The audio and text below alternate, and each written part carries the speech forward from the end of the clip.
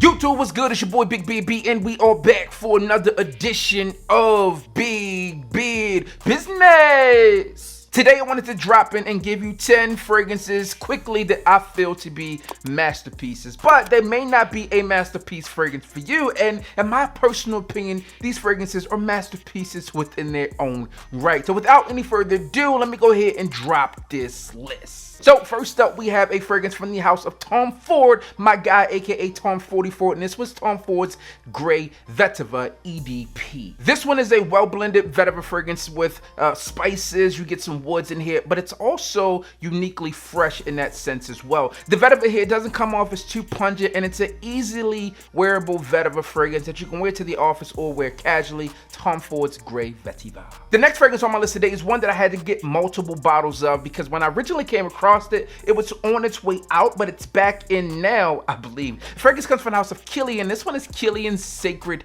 Wood. Now, Sacred Wood is this masterful blend of sandalwood, and you really can't go wrong with a fragrance like this. It's milky, it's woody, but it's fresh, and it's super, super addictive. And a fragrance that I believe should have never been discontinued, but this is also said to have this mythical approach to it as well. So, you know, one moment it's here, one moment it's gone.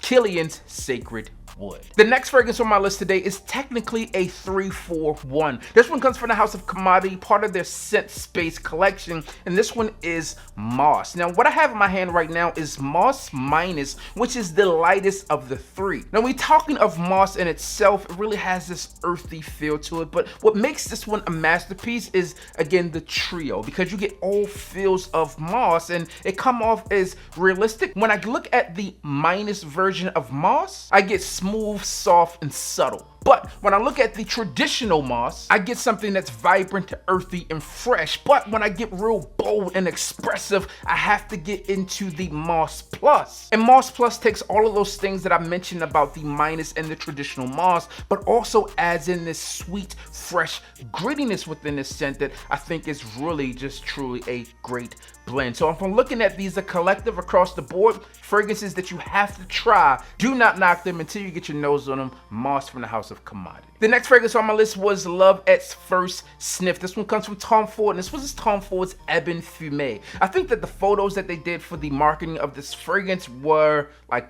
just top tier, right? They had the fragrance with a bunch of flames around it, and that's what you get with this scent, something that is magnificent. The levels and approach that they put in this fragrance, I really feel are unmatched when it comes down to a lot of fragrances, specifically within this Tom Ford lineup. You have the note of Palo Santo, leather, and smoke, and this thing is just one of those scents that you have to really get your nose on to get the full effect of. This is the fragrance that I immediately went nuts for. My man Kevin Samuels immediately went nuts for this fragrance, and it was one that my wife, when she got her nose on, she said, hey, I need that in my collection right now. Tom Ford Ebene Fume. And speaking of fragrances that we needed within the collection right now, this one took me quite a while to get in the collection, but I had a ton of clones of it, but nothing really stacks up and compares to the A.G.E. And this one comes from Parfums de Marly, and this one is Parfums de Marly Pegasus. This one is almond, airy, light, fresh, and really a fragrance that I am comfortable with wearing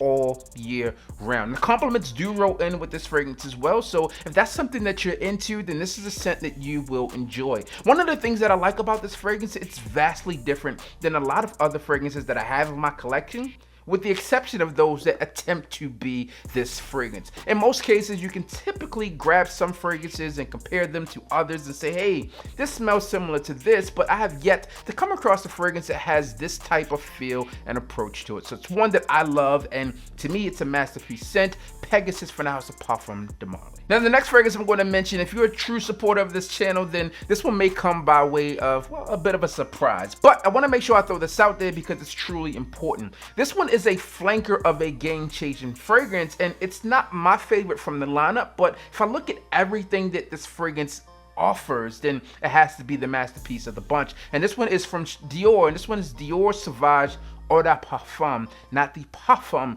version that I traditionally talk about. This one still takes that Ambroxan approach, it tones it down a little bit. It's not as aggressive as the original. This one does have the performance that you seem to, some people complain about within the Parfum version, and it's still an overwhelmingly crowd-pleasing scent. And if you're looking at what this fragrance series does for the world of perfumery, and also just kind of how that Ambroxan pops off within this fragrance, and you have to give credit where credit is due. So therefore we have it, Dior Sauvage Eau de Parfum. The next scent is loved and cherished by business professionals all across the globe, but I really feel that springtime and summertime, this fragrance does come to life. This fragrance comes from the house of Creed, and this one is Creed's Green Irish Tweed. Now, Green Irish Tweed for me was one of those scents that were like top 3 in terms of my Creed collection from that compliment factor, and this one is still up there. Again, this one is like one of those ones that is spring in the bottle. It's fresh, it's bright, it's earthy, it's green without being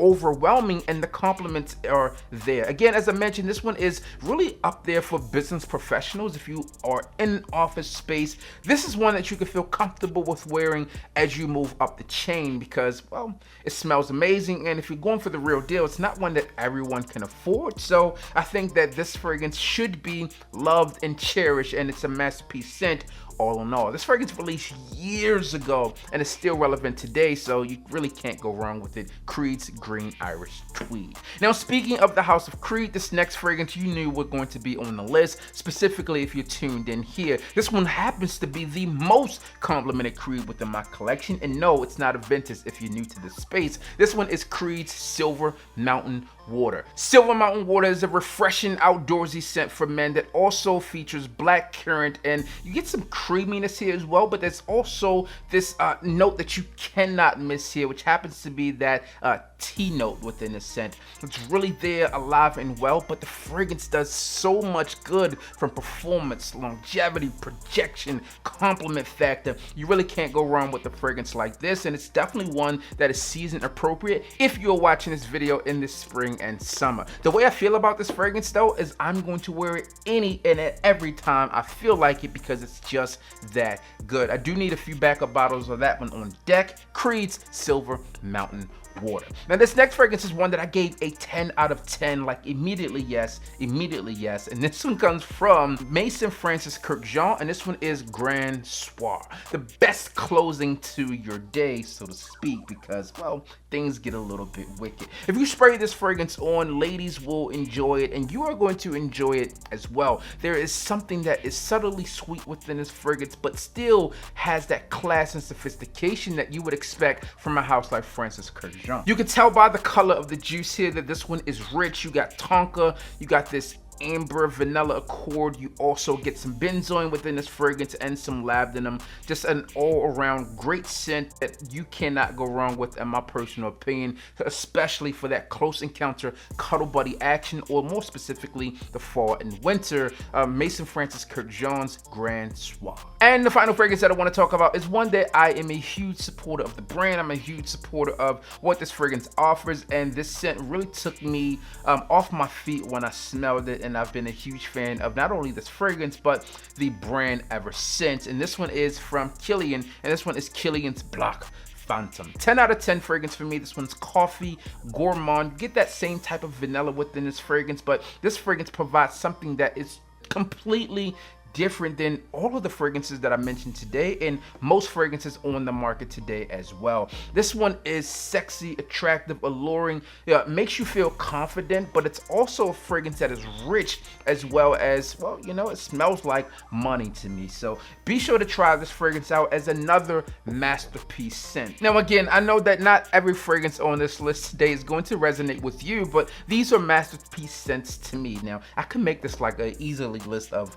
you know, 50 fragrances that are, you know, in that masterpiece category to me, but these are just some to name a few. But also, if you're looking to check out some additional fragrances that I find to be masterpiece fragrances, to check out my fragrance collection with Untitled Parfums, because, well, I think they're super dope. The latest collection features 3 fragrances, which include Siesta Drive, The Key, and also XO branding, which is made by the creator of this thing here. So be sure to try these fragrances out, and also be sure to check out my fragrances. I'll leave everything linked and listed down below for you. As always, I'm your boy, Big B. Don't forget to like, comment, and subscribe. Tell a friend that we are back again, banging out masterpiece fragrances. You know what I need you to do, but before you go, hit the goddamn bell.